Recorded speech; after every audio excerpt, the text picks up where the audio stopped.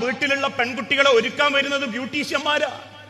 സ്വന്തം മക്കളെ, കറുത്ത മക്കളെ വെളുപ്പിച്ചെടുക്കാനും വെളുത്തതിനെ ഒന്നും കൂടി വെളുപ്പിക്കാനും മറ്റു പല ഭംഗിയിലും ഒരുക്കുമ്പോ ആർക്കെങ്കിലും ചിന്ത വരാറുണ്ടോ ഇത് പടച്ചോന്റെ റസൂലുള്ള വെറുത്ത് പഠിപ്പിച്ചതാണ്?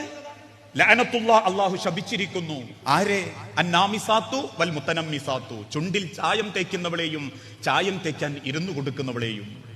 അൽ വാസിമാത്തു വൽ മുത്തവസ്സിമാത്തു, പിരികം വടിക്കുന്നവളെയും പിരികം വടിക്കാൻ ഇരുന്നു കൊടുക്കുന്നവളെയും. ഞാനല്ലട്ടോ, ഞാൻ പറഞ്ഞതാണ്, നിങ്ങൾ വേണ്ടാന്ന് വെച്ചോ.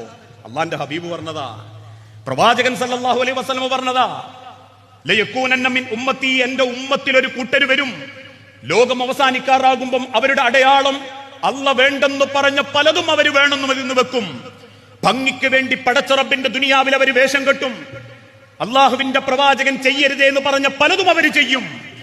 അവരുടെ ജീവിതത്തിന് ഒരൊറ്റ ലക്ഷ്യമേ ഉണ്ടാകൂ, ഉള്ളത്